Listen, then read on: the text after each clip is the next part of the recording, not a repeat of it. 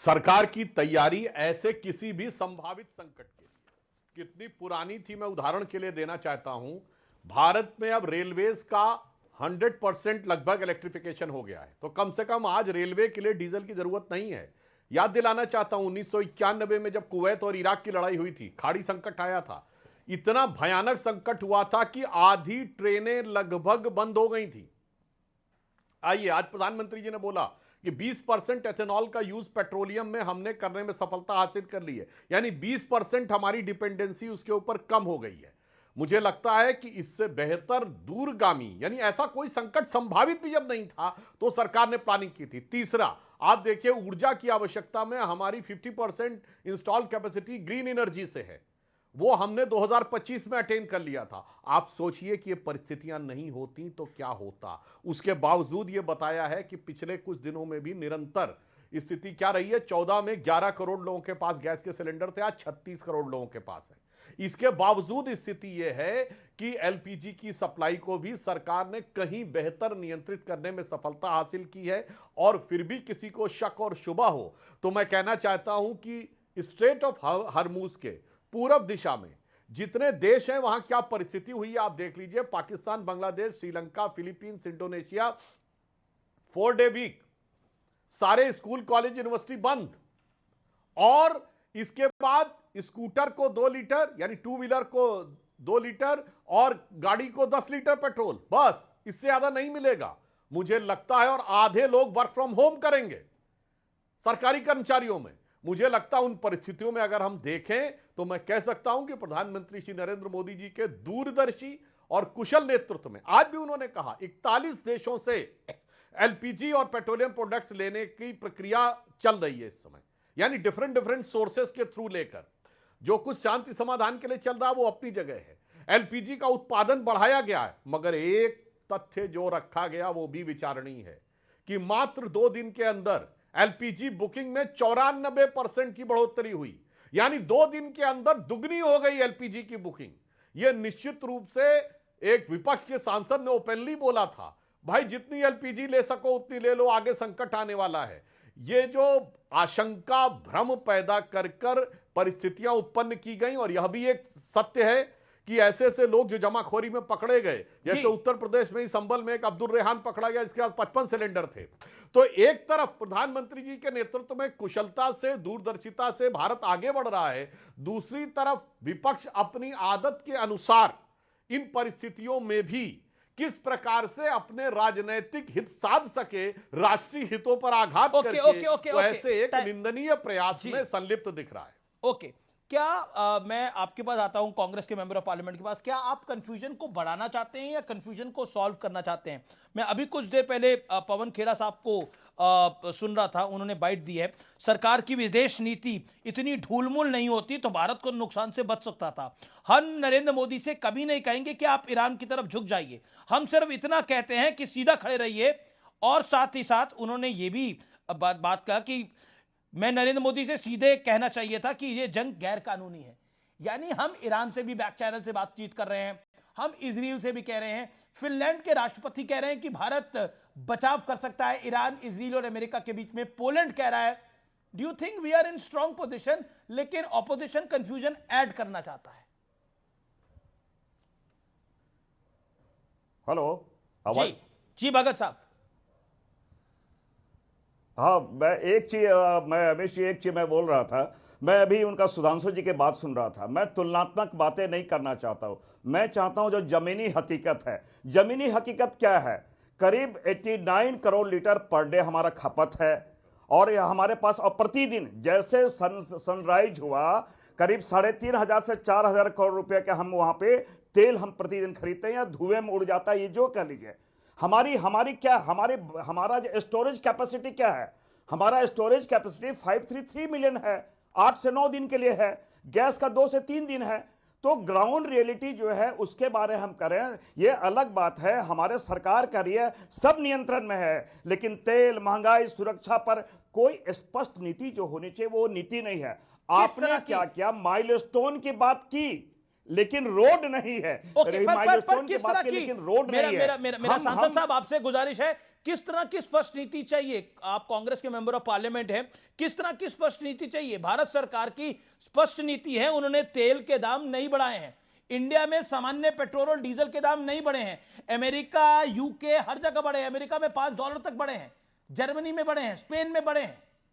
इसलिए हाँ मैं आ रहा हूं ऐसा अमीश जी, अभी चुनाव है ना, तो चुनाव में सरकार बहुत ज्यादा वेलफेयर जितने मेजर्स हैं उसके प्रति लगता है हम वेलफेयर स्टेट चला रहे हैं। चुनाव के बाद जो हालात है, मैंने इसलिए कहा ना कि 89 करोड़ लीटर पर डे का हमारे कंजम्पशन है, और हमारे दो चीज है, हमारे पास स्टोरेज कैपेसिटी क्या है, लेकिन देखिए जो चीज करी नहीं है सुखदेव भगत, ये कितना इंटरेस्टिंग है, जो चीज अच्छी करी उसमें कह रहे हो चुनाव की वजह से कर रहे हैं, नहीं कर रहे। तो एलपीजी की कीमत क्यों बढ़ा दी? एलपीजी की कीमत तो 60 रुपए बढ़ा दी, वहां पे भी तो चुनाव है। क्या एलपीजी में तो ज्यादा इंपैक्ट आता है, पेट्रोल से ज्यादा एलपीजी पे इंपैक्ट आता है? देखिए ये इसलिए ये तो आप ही बात कह के फंस गए। ईरान के सुनिए, ईरान के मिसाइल से या इसके इजराइल के मिसाइल से जरूर आग जल रही है, लेकिन हमारे भारत के रसोई में चूल्हा नहीं जल रहा, आग नहीं जल रही है। ये ग्राउंड रियलिटी है। दूसरी बात, एक बात करें, आपने कहा 3,75,000 को हमें वहां से ले आए, लेकिन उनके रोजगार के क्या आपने कोई रोड मैप दिया? क्या कोई संसद में इवैक्यूएशन रोड मैप के बारे में आपने कुछ बताया? You have a valid point. आपका एक लेजिटिमेट सवाल है कांग्रेस मेंबर ऑफ पार्लियामेंट का, late me get a perspective. लेकिन मैं ब्रॉडर पिक्चर के लिए बता दूं, ऑल मेंबर ऑफ पार्लियामेंट सुनाई, क्योंकि आज हम एक सार्थक चर्चा चाहते हैं। हम ये नहीं चाहते कि आरोप प्रत्यारोप सिर्फ हो, जवाब भी आए। Okay, BJP member of parliament reply, एक पॉइंटेड सवाल है, रोड मैप क्या है? और आप इलेक्शन के कारण आपने पेट्रोल डीजल की कीमतें नहीं बढ़ाई, यह आरोप है। जवाब Sudhanshu Trivedi, stick to time limit 50 seconds. बिल्कुल। पहली बात, अमेरिका की नेशनल इंटेलिजेंस एजेंसी की चीफ तुलसी गबार्ड ने कहा कि ईरान के स्ट्रेट ऑफ हॉर्मुज से भारत और चीन के जहाज जा रहे हैं। चीन तो 80% तेल लेता था ईरान से, हम तो ना के बराबर लेते थे। इसके बावजूद चीन के अलावा सिर्फ हमारे जहाजों को जाने दे रहा है, फिर भी इनको डिप्लोमेसी में कोई भारत की कुशलता नजर नहीं आ रही। अब दूसरी बात कहना चाहता हूं, stick to the point. LPG और पेट्रोलियम प्रोडक्ट्स जीएसटी में नहीं है। एकमात्र प्रोडक्ट है जिसमें राज्य का कर अलग है और केंद्र का कर अलग है, और आज की डेट में कोई सब्सिडी देने का अधिकार केंद्र सरकार के पास नहीं है। केंद्र या राज्य सरकार के पास एक ही अधिकार है कि वो अपना टैक्स कम कर सके। तो जो लोग आज हैं, ऐसा नहीं कि सब अपोजिशन में सत्ता में हैं। महुआ मांझी जी बैठी, इनकी पार्टी झारखंड में सत्ता में है, मित्तल साहब बैठे हैं, ये पंजाब में है, सुखदेव भगत जी तेलंगाना, कर्नाटक और हिमाचल में। मैं पूछना चाहता हूं, जनता का जो दर्द आप अभिव्यक्त कर रहे हैं, इसके लिए अपने राज्यों में कितना एक्साइज कम कर रहे हैं? Okay, announcement by all the member of parliament. Okay, Sukhdev Bhagat, मैं आपका रुख करता हूं, लेकिन अभी महुआ मांझी भी है, अशोक मित्तल भी है। महुआ मांझी, आप अनाउंस करना चाहती है जेएमएम की सरकार जो टैक्स लगाती है वो टैक्स कम करेगी, जिससे पेट्रोल डीजल और सस्ता हो जाए। मेक अ अनाउंसमेंट, और इससे प्रेशर भी बढ़ेगा बीजेपी की सरकारों पर।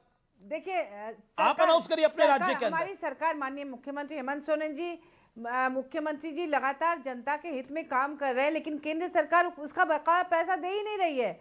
हम तो कर्ज में डूबे हुए हैं, इसलिए कि केंद्र सरकार हमारे हक अधिकार का पैसा नहीं दे रही है। 1,36,000 करोड़ जो कोयले की रॉयल्टी का बार बार चीख कर लोग मांग रहे हैं, वही दे दे, कम से कम उससे तो करे। मैया सामान दे रही है सरकार लोगों को, और जीएसटी में कितना घाटा हो रहा है। हर तरह से अपनी सरकार को, हमारे राज्य सरकार को कर्ज में डुबाने की तैयारी कर रखी है। और आप कह रहे हैं कि आप क्यों नहीं देते हैं? वो जरूर देना चाहती है, क्यों नहीं देना चाहेगी? वो तो चाहती है कि हमारे राज्य का विकास हो, हमारे राज्य को नंबर 1 राज्य की बनाने की हर तैयारी माननीय मुख्यमंत्री हेमंत सोरेन जी कर रहे हैं। तो हम तो चाहते हैं केंद्र सरकार मदद करे, उनके बकाया पैसा उनको वापस करे। ये तो आप अपनी प्रॉब्लम लेकर आ गए, मैं जनता की प्रॉब्लम की बात कर रहे थे, आप अपनी प्रॉब्लम लेकर आ गए।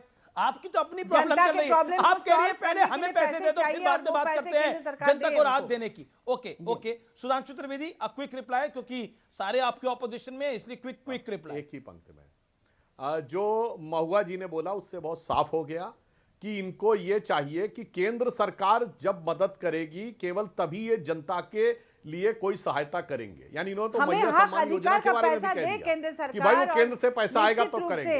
मतलब जनता के सामने एकदम स्पष्ट हो गया कि कोई भी सरकारें जहां इनकी हैं, ये अपनी सरकार के लिए कष्ट इनके लिए इंपॉर्टेंट नहीं है। इनके लिए जनता का कष्ट से ज्यादा अपनी सरकार की सुविधा इंपॉर्टेंट। लेकिन पहले केंद्र सरकार अपना अधिकार का पैसा तो वापस करे।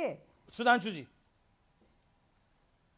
केंद्र सरकार ने सभी राज्यों को उनके निर्धारित से अधिक दिया हुआ है। और महुआ जी, ये जीएसटी में नहीं है। जो पेट्रोल, डीजल, एलपीजी का पैसा आता है, ये केंद्र सरकार से नहीं आता है। आपको अलग अधिकार है। लगभग 33% टैक्स आप लेते हैं। तो जो 30%, यानी अगर आप मानिए 97 रुपए का पेट्रोल है तो 30-35 रुपया उसमें से राज्य okay, you made your point. और 30 के लगभग जी जी बिल्कुल जी, हमारी जी। सरकार सब कुछ तैयारी करके रखी है, आने वाले दिनों में जरूर करेगी, ऐसे में पूरा लेकिन विश्वास है, क्योंकि देखिए हमारी सरकार अपनी जनता को हर तरह की सुविधा दे रही है। मैं चाहे अरविंद केजरीवाल जी युवा को हो, सुन रहा था। महिला हो, अरविंद केजरीवाल जी ने बुजुर्ग हो, कहा हर एक के लिए अलग अलग योजनाएं भी हैं। ओके ओके अरविंद, मैं आम आदमी पार्टी के मेंबर ऑफ पार्लियामेंट के पास चलता हूं, फिर मैं दीपक बोरा भी हमारे साथ है, पूर्व राजनयिक, उनके पास भी चलूंगा। लेकिन इंपॉर्टेंट सुधांशु त्रिवेदी ये है, मैं अरविंद केजरीवाल की बात करूंगा, लेकिन प्राइम मिनिस्टर ने बोला ये मुश्किल वक्त है, इसमें साथ खड़े होना चाहिए। क्या आपको लगता है देश का ऑपोजिशन साथ खड़ा है? क्योंकि कोविड में भी हमने देखा था, संकट का वक्त था, पूरा देश एक साथ आया था। लेकिन इंटरेस्टिंग फैक्ट यह है कि देश जिस जिस चीज को पसंद करता है, ऑपोजिशन उसको पसंद नहीं करती है। अभी लेटली एक एग्जांपल है, धुरंधर फिल्म आई है, वो बहुत अच्छा काम कर रही है, लेकिन सब उसको प्रोपेगेंडा बता रहे हैं। क्या करिएगा आप? ना, देखिए, विपक्ष की फितरत क्या है मैं स्पष्ट करना चाहता हूं। आज इनको पेट्रोलियम प्रोडक्ट्स को लेकर चिंता है। मात्र 3 साल पहले जब रशिया यूक्रेन की लड़ाई हुई, हमारा सबसे बड़ा सप्लायर पेट्रोलियम का कौन था? रशिया। डिफेंस का सबसे बड़ा सप्लायर रशिया, ब्रह्मोस का सबसे बड़ा सप्लायर रशिया। तो क्या बोल रहे थे? क्यों नहीं यूक्रेन के पक्ष में खड़े हैं? क्यों नहीं रशिया की आलोचना कर रहे हैं? क्यों नहीं रशिया के खिलाफ वोटिंग कर रहे हैं? गजब है साहब। आज तेल को लेकर ये कह रहे हैं ईरान के साथ होना चाहिए, तब तेल को लेकर रूस के खिलाफ होना चाहिए। अब आइए साहब, अमेरिका के खिलाफ क्यों नहीं बोल रहे हैं? हमारा सबसे बड़ा ट्रेड पार्टनर कौन है आज की डेट में? अमेरिका। $150 बिलियन के आसपास का ट्रेड होता है, जिसमें $45 बिलियन हमारा सरप्लस है। उससे क्यों नहीं लड़ रहे हैं? आइए, इजराइल और गाजा की लड़ाई हुई, गाजा पे क्या आंसू बहाए? गाजा से तो हमें कुछ नहीं मिल रहा था। इजराइल से डिफेंस, साइबर सिक्योरिटी, इंटेलिजेंस में पूरा का पूरा सहयोग, इंस्ट्रूमेंट, और उसका हमारा दीपक बोरा जी उस विषय में ज्यादा बेहतर बताएंगे। उसके खिलाफ हो जाओ। यानी जहां जहां भारत की स्ट्रेंथ है उसके खिलाफ सुखदेव भगत जी। और मैं याद दिलाना चाहता हूं, 1 मिनट अमीश जी, अमीश जी, मैं 1 मिनट, हम लोग छात्र जीवन में थे 1991 में। 1 मिनट में पूरी बात कह लूं, 1 सेकेंड, 1991 में खाड़ी संकट आया था, सद्दाम हुसैन वाली लड़ाई, और उस समय मैंने कहा आधी ट्रेनें बंद हो गई। मैं क्योंकि सुधांशु जी की सरकार रही है, मैं थोड़ा इन्हें बता दूं, दावे अब चुनौती से कहता हूं, क्या अटल जी अडवाणी का कोई बयान दिखाएं? इंपॉर्टेंट पॉइंट है सुखदेव भगत, सद्दाम हुसैन वाली रिजीम जब गिराई गई थी, जब तब भी स्टेट ऑफ हॉर्मुज पे इंपैक्ट पड़ा था, क्या एलके अडवाणी, लाल कृष्ण अडवाणी उससे हम लोग लेते रहे, स्वर्गीय अटल लेकिन बिहारी एक वाजपेयी ने कोई बात बोली थी क्या? रूट जो हमारा ईरान से हम ले रहे थे, अमेरिका के कहने पे इन्होंने बंद कर दिया हमारा, जबकि ट्रेड क्रेडिट भी हमें 60 डेज का मिलता था। तो जो अमेरिका जो ट्रंप कहे उसके अनुसार ये बातें करे। और आज स्थिति, मैंने क्या कहा, सवाल अगर हम पूछ रहे हैं तो हम आपको जिम्मेवारी के साथ कर रहे हैं, हम तो सरकार के साथ खड़े हैं। और ये संकट ना, संकट सत्ताधारी दल का केवल नहीं है, संकट पूरे देश का है। जब पूरे देश का संकट है तो आज उस पर चर्चा हमारी होनी चाहिए, लेकिन आपने चर्चा भी नहीं की। इसलिए हमने कहा कि चर्चाएं भी होनी चाहिए। आप आए मन की बात की तरह अपनी बात बोल के चले गए। यहां स्थिति क्या है, ये तो आप जो जिस पे 90% हम उन पे डिपेंडेंट है, 90% डिपेंडेंट है। तो ये तो आत्मनिर्भर भारत ही नहीं है, ये तो आयात निर्भर भारत है।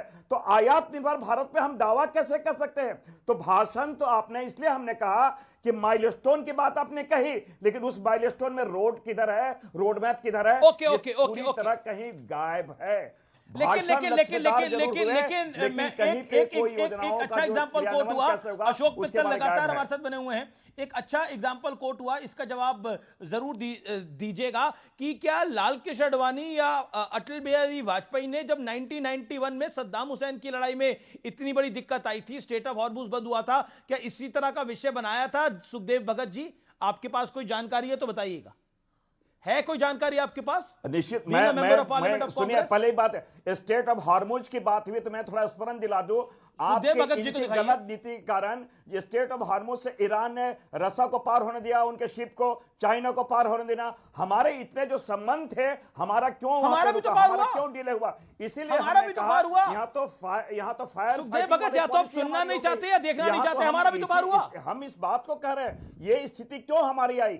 आप देखिए, एक चीज मैं स्पष्ट कर दूं, हम अगर विश्व गुरु कहते हैं तो नेतृत्व होना चाहिए। विश्व गुरु का मतलब सरेंडर नहीं होता है। हमने नेम के माध्यम से, हमने अशोक मित्तल, वैश्विक पटल पे हमने भारत को वहां पे खड़ा किया था, हमने नेतृत्व प्रदान किया था। अभी तक अशोक मित्तल एक भी बारी नहीं बोले हैं। लेट मी गेट आम Aadmi party member of parliament. Ashok Mittal, आपको भी लगता है जो बात कांग्रेस सांसद कह रहे हैं कि सरेंडर कर दिया है भारत ने, सरेंडर कर दिया है नरेंद्र मोदी ने, do you agree to it? देखिए, सबसे पहले एक बात उठी थी कि राज्यों को टैक्स कम करना चाहिए पेट्रोल पर और ये बाकी प्रोडक्ट्स पर।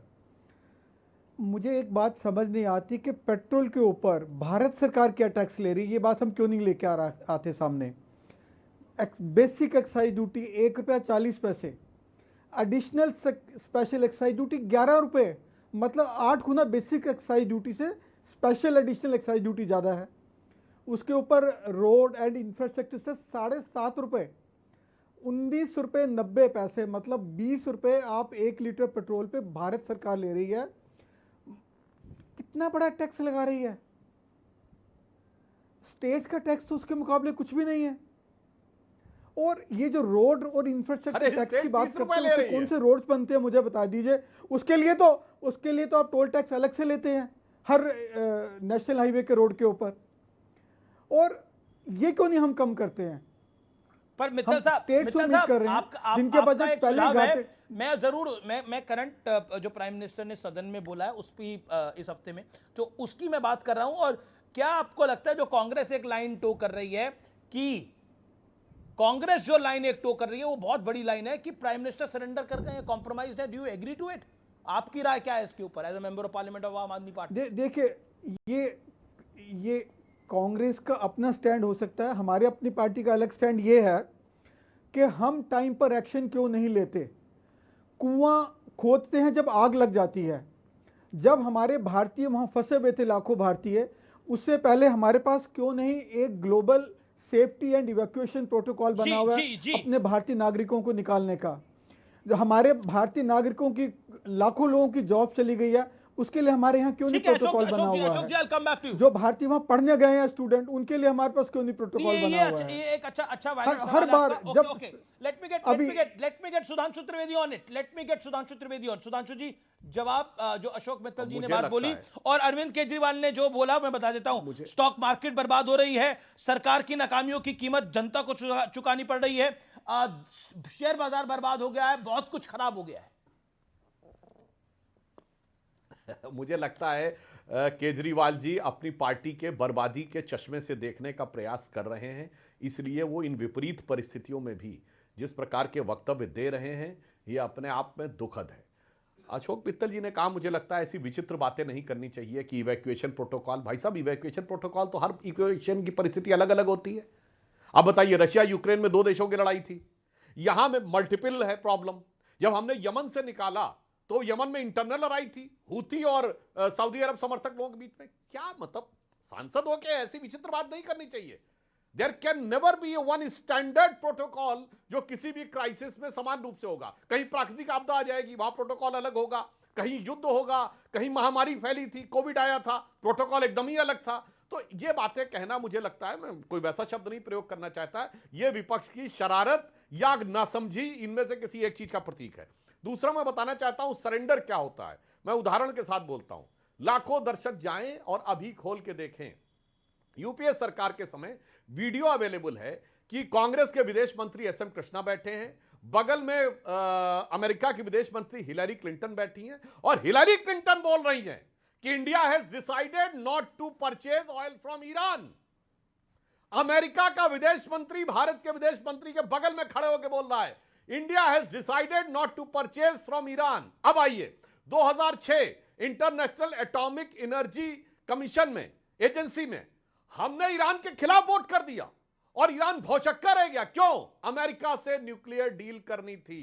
पॉइंट नंबर 3, कांग्रेस के विदेश मंत्री रहे नटवर सिंह ने अपनी किताब one life is not enough में लिखा है कि सोनिया गांधी जी ने उनको एक पार्टी में बुलाया, कहा मेरे ऊपर बहुत दबाव है, आपको विदेश मंत्रालय में न रखने का अमेरिका का दबाव है। और नटवर सिंह ने लिखा मुझे अमेरिका के दबाव में विदेश मंत्री से हटाया गया। अब मैं पूछना चाहता हूं, मैं बाकी बातें नहीं खोलना चाहता। और तीसरी बात, सद्दाम हुसैन ने भारत से मिलने वाले अनाज के बदले में कांग्रेस पार्टी को तेल के कूपन दिए, वोल्कर रिपोर्ट, जिसके चलते इनके विदेश मंत्री को इस्तीफा देना पड़ा। और जितना एहसान सद्दाम हुसैन ने किया, इंदिरा जी से लेकर राजीव गांधी तक कहते थे हमारा बड़ा फ्रेंड है, और सद्दाम हुसैन को टांग दिया गया। कितना वक्तव्य दिया था कांग्रेस ने? एक शब्द बोला हो तो बताइएगा। गद्दाफी को भी टांग दिया गया था, एक शब्द बोला हो तो बताइए था। इसलिए मैं कहना चाहता हूं, यहां विदेश नीति ऐसे नहीं बनती है। जनता की मेमोरी जी जी